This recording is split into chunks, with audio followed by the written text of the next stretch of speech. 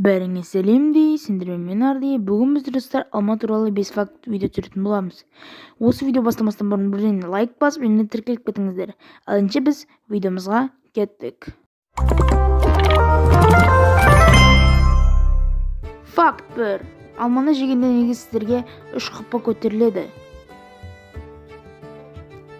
Факт 2. Сіздер алтынды қоршап және ортасына алма қойсаңыздар, алтын алма шығады. Және алтын блокты қойсаңыздар, және алманы қойсаңыздар, жеребальный алма шығады.